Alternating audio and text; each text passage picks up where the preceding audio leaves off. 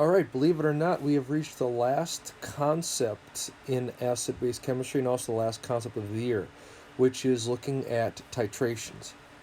A titration is a experimental technique that we utilize in order to figure out the concentration of an unknown substance. And if I look at the very bottom of this graph here, this is the setup of a typical titration experiment. Now, yesterday I had you watch how a titration experiment is performed, and the individual going through that video discusses all the major pieces of equipment. But this tall thing in which we put in the known solution is called a burette. The burette is in essence much like a very precise graduated cylinder which drains out through the bottom, and that is why it's numbered, getting larger going down. So we always read a burette top down. Okay? So wherever the meniscus is, we read it from the milliliter above to the milliliter below to get the precise measurement of it. In the burette, we are going to put the known substance. So if you have an unknown, the unknown is going to go into the Erlenmeyer flask. And again, this is an Erlenmeyer flask shaped like a triangular object. Okay, and it's designed there, it's easier to swirl, and it's also harder to prevent spills. So the unknown, whatever we're titrating, we're going to put into it. And typically what we know about the unknown is we know the volume. We measure out a precise volume of the unknown. What we don't know about the unknown is its concentration, its molarity. And so then we put, let's say it's an acid, is what we are titrating. We would put a base in the burette to titrate it, and we would add that base until there's a color change. Now, normally an acid and base don't change color. Most acid bases are colorless. So what we do is we have to add an indicator, a substance that will turn color based on the pH of the solution. The indicator is one color in an acid, it's another color in a base. And when we do a titration properly, when we get down to a very last drop, one drop could cause the pH to change drastically by several pH units. And that one drop then indicates what's called the end point, or the equivalence point, and that's where we'd stop the titration when the indicator would turn color. When the indicator turns color faintly, we stop the titration, and now we know the volume and the molarity of the substance that you put in the burette. We know the exact measurement because we took the initial and final measurements. We subtract those to get how much volume was added to the Erlenmeyer. We know its molarity because we grabbed the bottle off the shelf in my storage room. And by knowing those values, we can use the molarity equation to calculate the moles. And the moles of the base added must be equal to the moles of the acid added. And then by knowing the volume, we're able to calculate the molarity, which is the mathematical concept which we'll show in the next page. So real quickly to go through key concepts of this before we actually do the experiment, all right? Whenever we mix an acid and base, a couple key things. So first of all, a very common titration for introductory chemistry students is sodium hydroxide and hydrochloric acid. So the molecular equation, sodium hydroxide plus hydrochloric acid, whenever we mix an acid and base together, one of the products we always get is water. The other product we get is the cation of the base and the anion of the acid, and this substance is always called, by definition, a salt. Now this one produces the most common salt that you're familiar with, sodium chloride, good and ordinary table salt. So when we mix the exact moles of sodium hydroxide with hydrochloric acid, we literally neutralize the substance because we get water, which has a neutral pH, and we get salt. So we get salt water, which has effectively a pH of around 7. If we titrate it perfectly to the end point, all right, we get a neutral solution.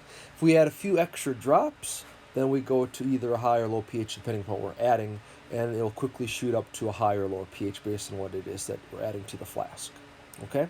Now, the evidence, whenever we mix sodium hydroxide hydrochloric acid, physically we cannot see the reaction take place. We can't see it at all. So what we need to do is we need to add an indicator so that we can see the color change that takes place as the pH changes.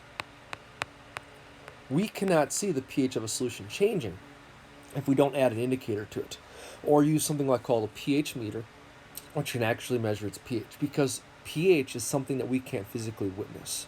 We're not seeing bubbles, we're not seeing a color change, we're not seeing a precipitation, so we would have to add something to it so that we can physically see when the endpoint is achieved. The ionic equation, since the sodium hydroxide is aqueous and the hydrochloric acid is a strong acid, aqueous, we separate both of those into their ions.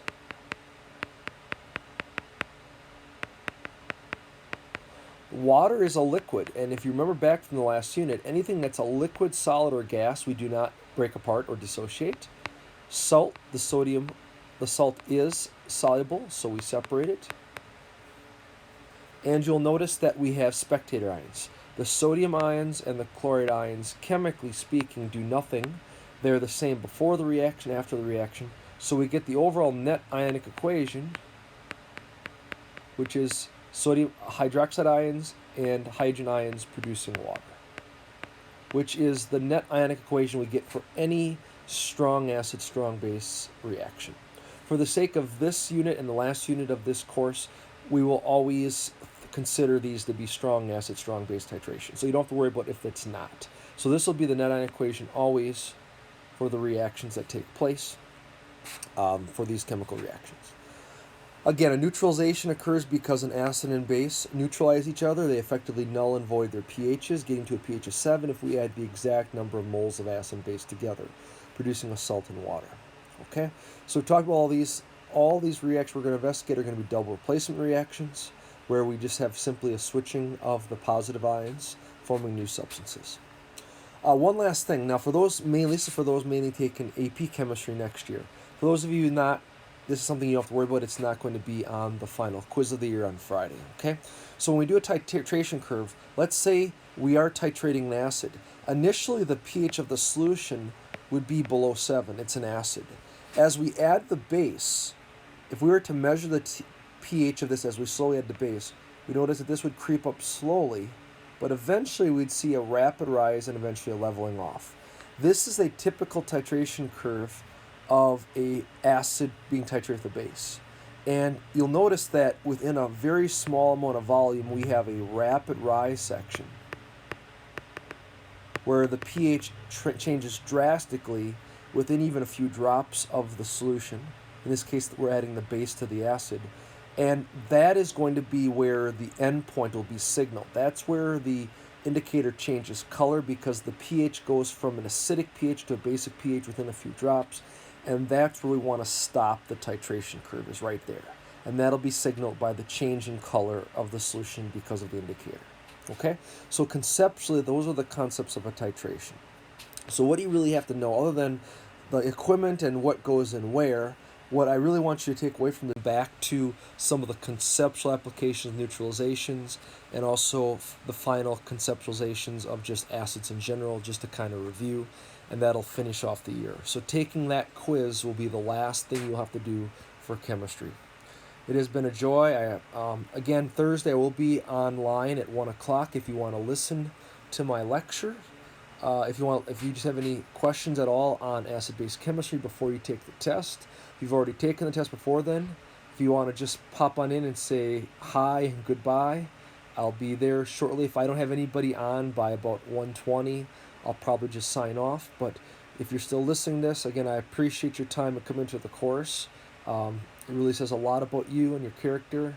I miss not being able to say goodbye, so hopefully the next time I do see you guys in school, don't be afraid to pop in by my room and say, hope everything's well, not especially if I don't see any more, if you don't take AP Chem, but if you take AP Chem, I'll be great to see you again next fall, hopefully, and we can start off where we left off in this class. All right, thanks again for listening. One mathematics. So have a calculator available. I'm going to show you how we can do a titration problem where they've given us all the data. We haven't done the experiment. Because of the confines of being at home, we really can't have access to the equipment, and there aren't really good free downloads of titration experiments that I could find that would work on your iPads. So I'm just going to give you data, and we're just going to go through the calculations if you were to do the experiment. All right, so the first thing you need to do is get the balanced molecular equation. And you don't really need the net ionic. You just need the balanced molecular equation. So here, sodium hydroxide is titrating an unknown vinegar. Now the acid that's in vinegar is acetic acid. This acid is called a monoprotic acid because it contains one proton that begins the formula, and that's the only number of protons that acetic acid can donate. It's a single proton donor, and therefore this acid-base reaction, because it is monoprotic, will react in a 1-to-1 ratio, forming the salt sodium acetate and water. Again, we're going to form a saltwater solution. And everything here is a 1-to-1 ratio. Okay?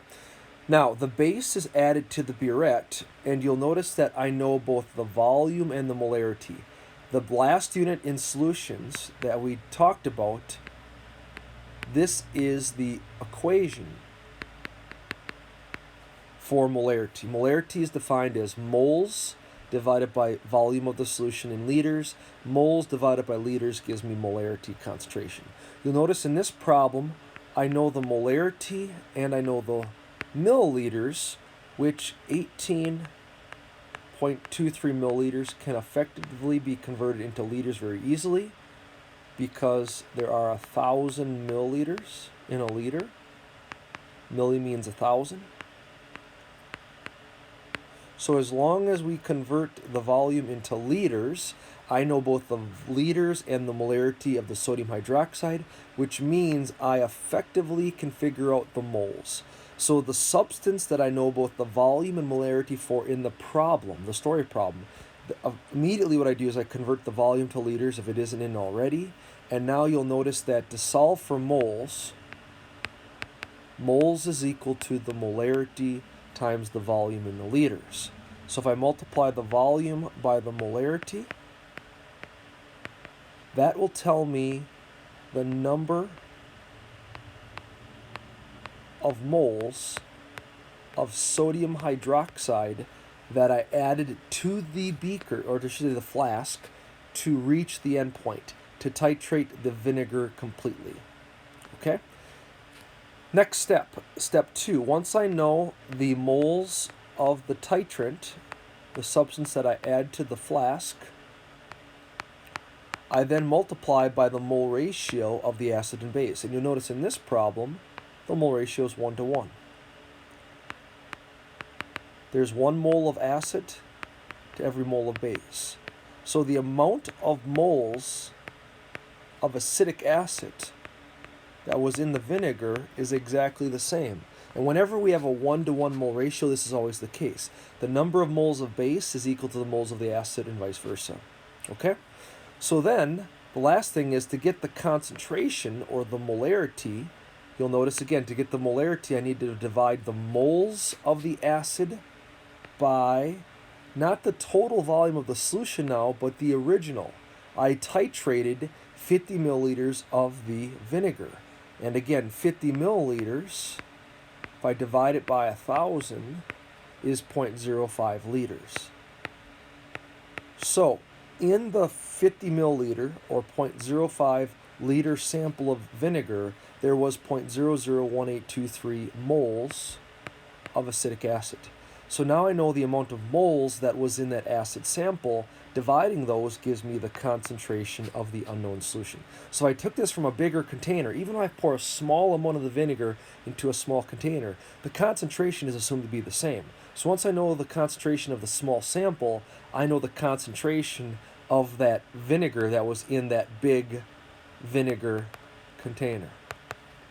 So by dividing it, I get a molarity of 0.0365 molar. So this was the concentration of my vinegar sample. So this is why we titrate things. It's a way to quantitatively determine the concentration of solutions, especially if there's a pH change. Okay? Let's look at the second example. Now, if the second example you want to go ahead and try it, pause the lecture, try the problem, go ahead. There's a little bit of a curveball to it, but if you want to go ahead and try it and pause the lecture, please do, and then I'll go through and show you how to do this problem. All right, step 1. As you can see above, I've given you the steps of the process. Write the balanced equation. Barium hydroxide, however, you'll notice there's 2 hydroxide ions per barium hydroxide molecule. That's important. Okay, we're adding the acid HCl. Double replacement, we're going to get barium chloride. Now barium is in group 2, it has a charge of +2. Chloride is a halogen, has a charge of -1. Look at your ion table using your chem helper. Cross drop. BaCl2. And remember, this is the salt that we get. Okay, because we're always going to get a salt. What's the second thing we're going to get? Water. Whenever we do an acid-base reaction, we're always going to get water and a salt. So, is the reaction balanced? It can't be. There are 2 hydroxide ions for every barium hydroxide molecule, so we need 2 hydrochloric acids for every barium hydroxide molecule present. And that's going to produce 2 waters, and that'll give me 2 chlorides, which I have on the product side already. Now we are balanced. So here's a situation where our mole ratio is not 1:1, but in this case, it's theoretically 1:2. All right, so we know the molarity and the volume of the barium hydroxide. So the substance that I know both the volume and molarity for, I now have to figure out how many moles was needed to reach the endpoint. Again, make sure to convert the volume to liters.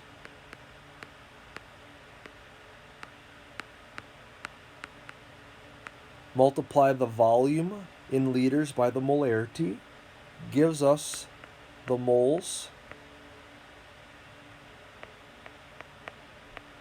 of the barium hydroxide that was needed for this titration to reach the endpoint. Next step, once I know the moles of the titrant, I need to know the moles of the analyte. The verbiage that we just use in chemistry to figure out the moles of the unknown. Now this mole ratio is not 1:1. The barium hydroxide would go on the bottom, the HCl go on top, and you'll notice that we need twice as many moles of HCl for moles of barium hydroxide. So the number of moles of barium hydroxide needed to reach the equivalence point, that must mean that the amount of HCl that was in the sample must have been twice as big. So I multiply by a ratio of 2/1.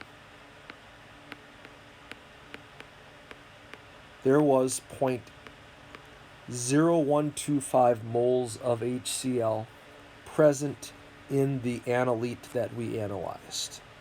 Now in this problem, I didn't ask for the molarity, which is pretty rare. Instead, I asked for the volume of the HCl that I titrated. Just a plain words, we typically in a lab setting would never do this, but again, I just want to show you how we could manipulate this problem many different ways. All right, so in this case, I know the molarity of it. So if I look back up in this working equation up here, now if I know the molarity and I know the moles, I can figure out the volume in liters by dividing the moles by the molarity.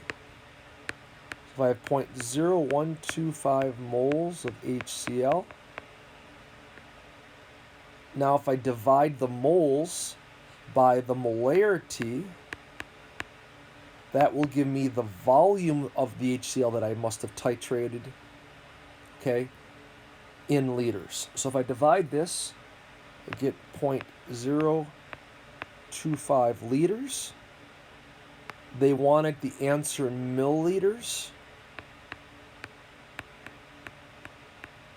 There's 1,000 milliliters in a liter, so we're always going to move a decimal place 3 times.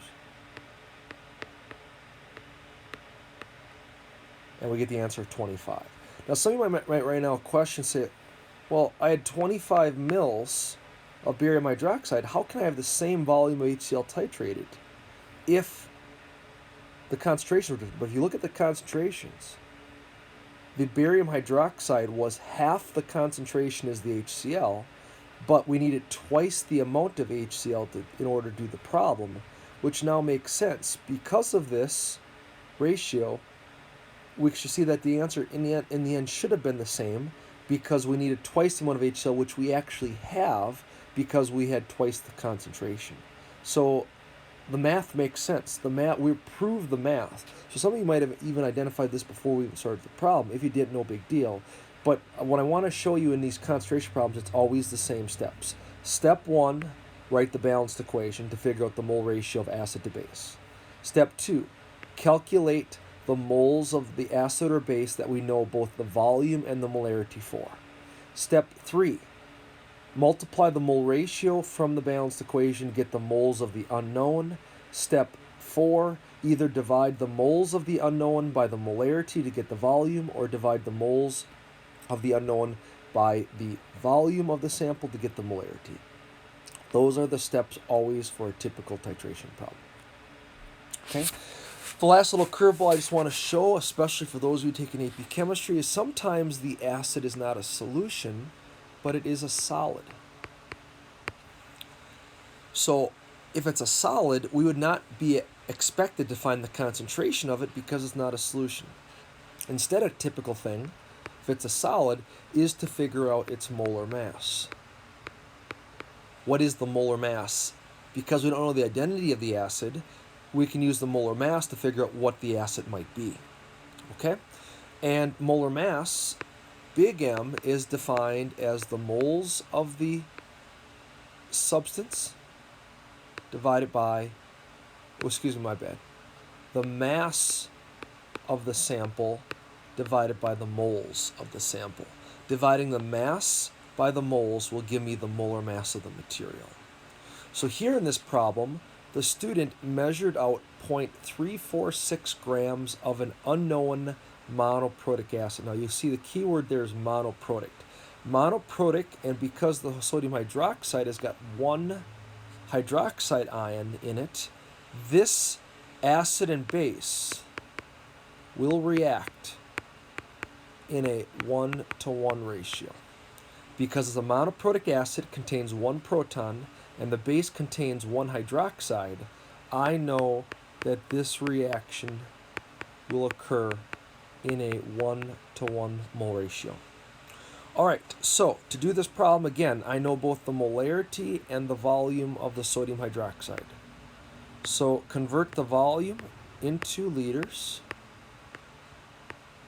multiply by the molarity. This will give me the moles of the base. So the first step is always the same. 0.00566 moles of base, which I also now know is equal to the amount of moles of acid that was titrated at the end point, because it's a 1-to-1 mole ratio. Now, by just that one step, I now know the mass of the sample that I titrated, and I know the number of moles of acid that was in that sample that I titrated. So we have everything we need to figure out the molar mass of the acid. All I need to now do is divide the mass of the sample by the mole quantity of the sample, and I will now know the molar mass of this unknown acid experimentally.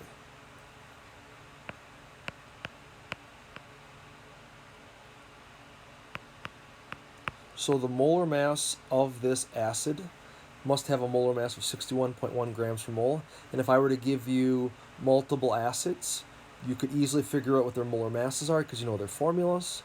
And then you could identify which of the unknown acids it must have been, because we can use molar mass as a great tool to identify what that substance is. Okay?